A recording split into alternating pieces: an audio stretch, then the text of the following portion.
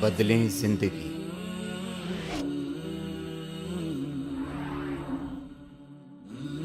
زیتون T V. لیکن آج معاش اتنا بڑا مسئلہ بن گیا کہ مسلمانوں کی بیٹیاں اگر بے آبرو ہو رہی ہیں تو اس معاش کی خاطر آج مسلمانوں کے بچے الحاد کی طرف جا رہے ہیں تو ان کا گول کیا ہے؟ معاش، اسٹیٹس۔ آج مسلمانوں کے گھروں سے دین نکل رہا ہے، کیوں؟ اس لیے کہ ان کی اولادوں کا گول، مقصد معاش یہ حاصل کرنا ہے، چاہے کچھ بھی ہو جائے، حلال طریقے سے یا حرام طریقے سے، اپنوں میں یا بیگانوں میں، دین رہ کر یا دین بیچ کر، معاش اتنا بڑا مسئلہ بنا دیا۔ لیکن اللہ کی طرف سے بتائے ہوئے وہ سبق، وہ ہدایات، وہ رہنمائی، وہ اصول آج مسلمانوں نے بھی معاش کے سلسلے میں نظر انداز کر دیا۔ معیشت کس کا نام ہے؟ معیشت نام ہے پیسوں کا حاصل کرنا اور خرچ کرنا، ان دو چیزوں کا نام معیشت۔ آمد اور خرچ، آمدنی اور اس کے اخراجات، اسی کا نام معیشت ہے۔ اسلام نے ضابطہ بتایا اور سوچ بھی دی، ضابطہ بھی دیا اور سوچ بھی دی۔ سوچ تو دی کہ یہ خیال رکھنا کہ عام پیسہ حاصل کرنا تمہارے اختیار میں نہیں ہے، یہ خیال رکھنا، پیسہ حاصل کرنا تمہارے اختیار میں نہیں ہے، ہاں اس کے اسباب تمہارے اختیار میں ہیں۔ تم بیج ڈال سکتے ہو، ہل چلا سکتے ہو، کھاد دے سکتے ہو، اس کے خیال رکھ سکتے ہو، لیکن اس بیج سے تمہیں پھل مل جائے یہ تمہارے اختیار میں، وہ پھل پروان چڑھ جائے اور مالک کے گھر آ جائے یہ تمہارے اختیار میں نہیں۔ سیلاب بھی آ سکتا ہے، آفت بھی آ سکتی ہے، زلزلے بھی آ سکتے ہیں، طوفان بھی آ سکتے ہیں، یہ تمہارے اختیار میں نہیں، اس کی حفاظت۔ وبائیں بھی پھوٹ سکتی ہیں، مہینوں بازار بند رہ سکتے ہیں، کارخانے فیکٹریاں اجڑ سکتی ہیں۔ یہ ذہن دیا، یہ ایمان دیا، یہ پیغام دیا کہ دیکھو معیشت کے دو بنیادی اصول ہیں، آمدنی اور خرچ، پیسہ حاصل کرنا اور اسے خرچ کرنا، اور یہ ذہن رکھنا کہ آمدنی تمہارے اختیار میں نہیں، اسباب تمہارے اختیار میں، ہاں دوسری چیز تمہارے اختیار میں، خرچ کرنا تمہارے اختیار میں، خرچ کرنا تمہارے اختیار میں ہے۔ اب تم یہ دیکھو، اور خرچ کے پھر حدود بتائے، ضابطے بتائے، حدود بتائے کہ خرچ کرنے کیسا ہے۔ جو چیز اختیار میں نہیں اس کے لیے ہم بہت فکر مند ہیں، جو اختیار میں نہیں اس کے بارے میں بہت فکر مند ہیں، اور جو اختیار میں ہے اس کے بارے میں کوئی نہیں سوچتا، کوئی گھر بھی نہیں سوچتا، کوئی جھونپڑی والا بھی نہیں سوچتا بھائی قوم کیا سوچے گی، حکمران کیا سوچیں گے۔ آج مسلمان اکیلا اپنی تنہائی، اپنی انفرادی زندگی میں، گھریلو زندگی میں اسلام کے ان معاشی اصولوں کو نظر انداز کیے بیٹھا، تبھی تو پریشان ہے۔ اخراجات تمہارے کنٹرول میں، جب تمہارے کنٹرول میں ہے اور شریعت نے تمہیں یہ بتایا کہ اسے خرچ کیسے کرنا ہے، تو سب سے پہلی سبق یہ دیا اسلام نے کہ دیکھو خرچ میں سب سے پہلے ضروریات کو سامنے رکھو، خرچ کرنے میں اپنی ضروریات کو سامنے رکھو۔ اب ہم انفرادی زندگی بھی دیکھیں اور قومی زندگی بھی دیکھیں، بتائیے ضروریات میں خرچ ہوتا ہے یا اسراف میں خرچ ہوتا ہے؟ یہاں تو مرد بھی کھیلتا ہے، عورت بھی کھیلتی ہے، اندھا بھی کھیلتا ہے، لولا بھی کھیلتا ہے، لنگڑا بھی کھیلتا ہے، ناچنا بھی سب نے ہے، گانا بھی سب نے ہے، اور ایک غریب صحت کے لیے رول رہا ہوتا۔ ایک غریب 2 وقت کی روٹی کے لیے مرا مرا پھر رہا ہوتا ہے. ان کو تو یہ عقل ہی نہیں ہے کہ ضروریات کیا ہیں اور فضولیات کیا ہیں.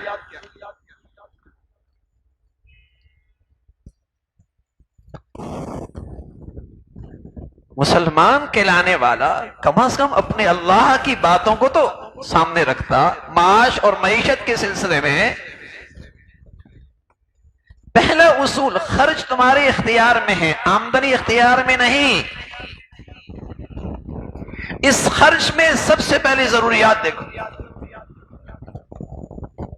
گھریلو زندگی میں، کنبے کی زندگی میں، لیکن اب گھر کی زندگی کی ضروریات کتنی ہیں اور بتائیے نمائش کتنی ہوتی، اسراف کتنا ہوتا ہے، ریا کتنا ہوتا ہے، دکھلاوا کتنا ہوتا ہے، ضروریات کتنی ہیں. رسول اللہ صلی اللہ علیہ وسلم فرمایا کرتے تھے الاقتصاد نصف المعیشہ. آدھی معیشت تو تمہاری اسی سے قابو میں آ جائے گی تب تمہاری زندگی میانہ روی کی ہوگی. یہاں تو حال ہی یہی ہے کہ پاؤں اتنا پھیلا رہا ہے کہ چادر بھی اتنی نہیں ہے، اخراجات کنٹرول میں نہیں ہے. اور نہ یہ کہ حکمرانوں کا حال، یہ میں عرض کر رہا ہوں پورے معاشرے کا حال یہ ہے. ان کا اسراف دیکھیے، ان کا نام و نمود دیکھیے، ان کی نمائش دیکھیے. ضروریات پہ خرچ نہیں کرتا، نمائش پہ خرچ کرتا ہے، نمائش پہ خرچ کرتا ہے. نمائش میں ایک دوسرے سے مسابقہ ہے، مقابلہ ہے، ضروریات پہ نہیں ہے. معاش کے سلسلے میں اسلام کا اصول یہ ہے کہ خرچ تمہارے اختیار میں ہے، آمدنی تمہارے اختیار میں نہیں. اس خرچ میں سب سے پہلے ضروریات کو رکھو. ایک انسان کی ضرورت کتنی ہے؟ یہی حال ایک گھر کی ہے، ایک دفتر کی ہے، قومی اداروں کی ضروریات کتنی ہیں. لیکن آج پیسہ، دولت،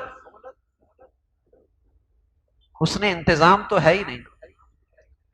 حسن انتظام تو ہے ہی نہیں کہ تھوڑے پیسوں سے بڑھیا کام کر لینا، معیاری کام کر لینا. اپنے حسن انتظام سے، اپنی اہلیت سے، تھوڑے سے وسائل میں معیاری کام تو کہیں نہیں ملے گا. یہاں تو ایک تو نااہلی ہے اور دوسری طرف بددیانتی ہے. نااہلی ہے کہ تھوڑے وسائل میں اچھا کام کرنے کا سلیقہ ہی نہیں آتا، یا بددیانتی اتنی ہے کہ ان کا خرچے ہی پورے نہیں ہوتے.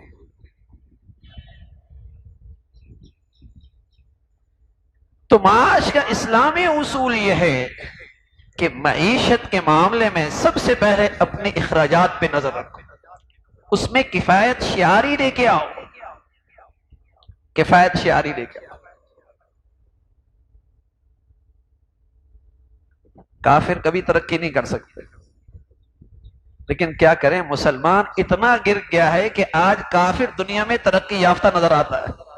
مفتی شفیع صاحب رحمۃ اللہ علیہ فرمایا کرتے تھے کافروں کو دنیا میں لحاظ سے ترقی میں دیکھو تو خیال کرو کہ وہ ترقی نہیں کر رہا ہے، اصل میں مسلمان بہت کم عقلی کا مظاہرہ کر رہا ہے، اس لیے وہ تمہیں اچھا نظر آ رہا.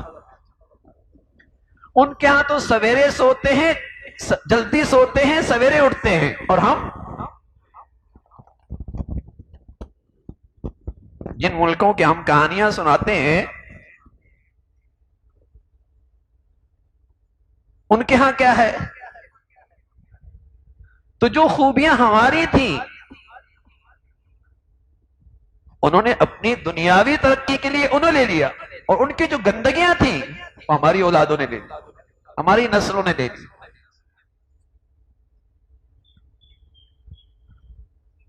کفایت شعاری بھی ہوتی ہے کہ اپنے وسائل میں رہ کر اپنا نظام چلانا. اور اس ملک پر تو اللہ کی اتنی بڑی مہربانی تھی، یہاں سورج ہے، چاند ہے، ہوا ہے، موسم ہے، زمینیں ہیں، زرخیز ہیں، سونا بھرا پڑا ہے. لیکن کیا کریں نااہلی کا، کیا کریں بددیانتی کا، اور کیا کریں اسلام بیزاری کا، کہ سوچتے ہی نہیں جس ذات نے ہمیں اس دنیا میں بھیجا ہے اور معاش ہماری ضرورت رکھی ہے، اس ذات نے ہمیں معاش کے لحاظ سے کوئی ضابطہ بھی دیا ہوگا، کوئی ہماری رہنمائی بھی فرمائی ہوگی. تو آمدنی اختیار میں نہیں ہے، لیکن ساری سوچ اس پہ ہے، سب سر جوڑ کے اس پہ بیٹھے، اور جس چیز اختیار میں ہے وہاں کفایت شاری نہیں. وہاں سبق یہ دیا کہ ضروریات کو سامنے رکھو. اور پھر مسلمانوں کے لیے تو ضروریات کو سامنے رکھنا ویسے بھی مسئلہ نہیں، ان کا تو عقیدہ ہے، ان کا تو یہ عقیدہ ہے کہ یہ دنیا مسافر خانہ ہے، یہ زندگی سفر ہے، اور زندگی اور مسافر آدمی ہمیشہ تھوڑے پہ اکتفا کرتا ہے نا بھائی. وہ تو قناعت اختیار کرتا ہے.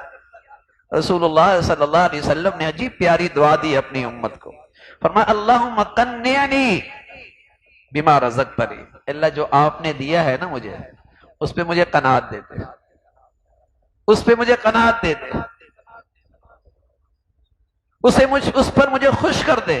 اور پھر آپ علیہ الصلوۃ والسلام نے فرمایا دیکھو جتنا دنیا میں رہنا ہے اتنا دنیا کے لیے کرو، جتنا جہاں جانا ہے جہاں وہاں رہنا ہے اتنا وہاں کے لیے کرو. پھر تلقین فرمائی کن فی الدنیا غریبا، کن فی الدنیا کأنک غریب او عابر سبیل، دنیا میں یوں رہو جیسے کوئی چلتا مسافر. اب مسلمان کے لیے اس دنیا میں قناعت اختیار کرنا کیا مشکل تھا؟ اس کا تو عقیدہ ہی یہی ہے کہ یہ مسافر خانہ ہے، یہ زندگی سفر ہے، اس کے لیے اپنی ضروریات پہ اکتفا کرنا یا کم از کم درجہ آسائش آرام پہ اکتفا کرنا، چلو وہ جائز ہے، ضروریات ضروری ہے، لیکن آسائش آرائش بھی جائز ہے. لیکن یہاں تو اسراف ہے، یہاں تو نام و نمود ہے، یہاں تو ساری نمائش ہے، اور یہاں تو حرام طریقوں پہ سے پیسہ کمایا جاتا ہے، حرام جگہوں پہ خرچ کیا جاتا ہے. اللہ بھی ناراض، اللہ کے رسول بھی ناراض، اور معیشت بھی تباہ. اللہ بھی ناراض، اللہ کا رسول بھی ناراض، معیشت بھی تباہ. اس لیے کہ ان ضابطوں کو نظر انداز کیا جو اس ذات نے میرے اور آپ کی خیر خواہی کے لیے دیے، کہ خرچ کیسے کرنا ہے، ضروریات سامنے رکھو. پھر بھی اللہ نے وسائل دیے، بہت اچھی بات ہے. اب تم آسائش بھی کر سکتے ہو، آسائش بھی کر سکتے ہو، نمائش ہر حال میں حرام، ہر حال میں حرام. یہ اسلام کا ضابطہ معاش ہے کہ معیشت اس طریقے سے تم معاشی طور پہ تم جسے کہیں کہ مطمئن رہ سکتے ہو. اور یہ جھونپڑی والا بھی کر سکتا ہے، گھر والا بھی کر سکتا ہے، کنبے والا بھی کر سکتا ہے.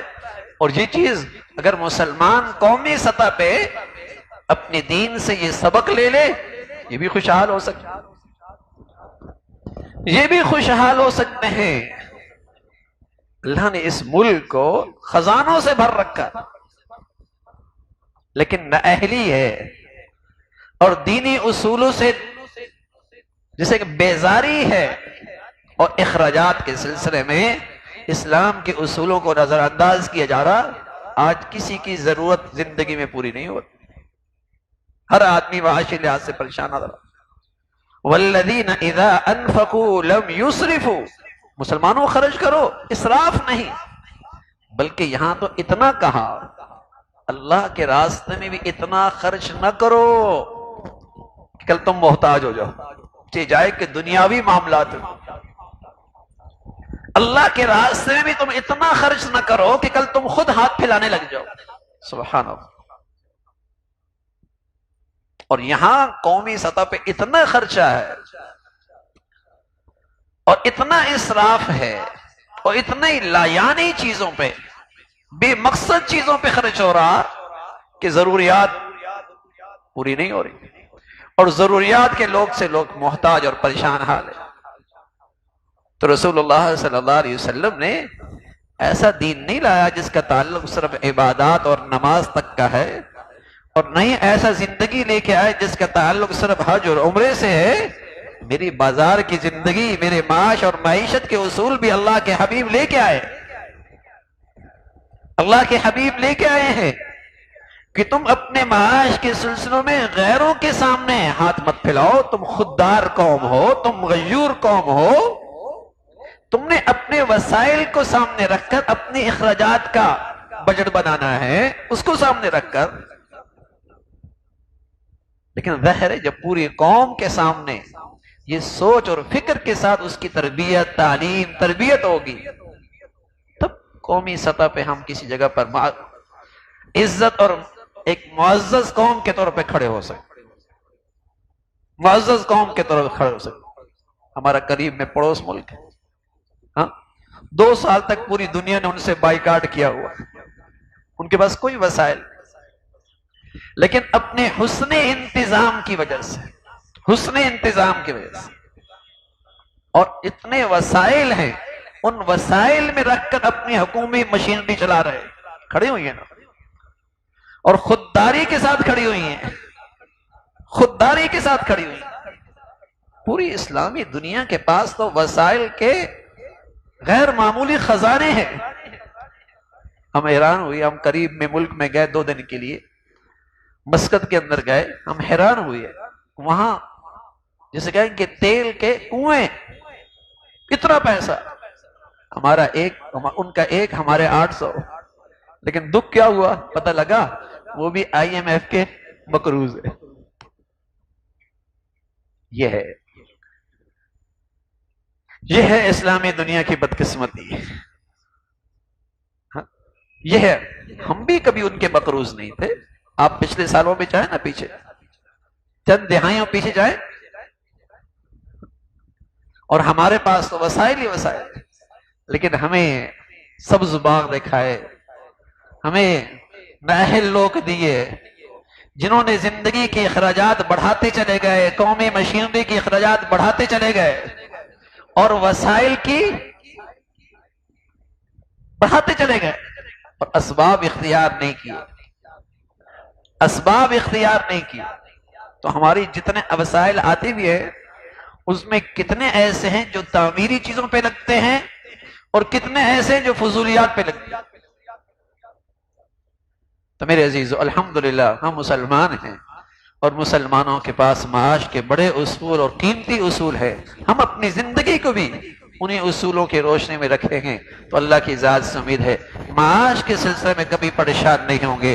آپ علیہ الصلوۃ والسلام کی ایک دعا ہمیشہ کرتے رہا کریں، اللہ جو کچھ دیا قناعت نصیب فرما دے، وبارک لی فی، اللہ اس میں برکت دے دے۔ اور برکت کا مطلب یہ ہے کہ وہ چیز کتنی ہی چھوٹی کیوں نہ ہو، اے اللہ اس کا نفع بڑھا دے، اے اللہ وہ نعمت کتنی چھوٹی کیوں نہ ہو اس کا نفع بڑھا دے۔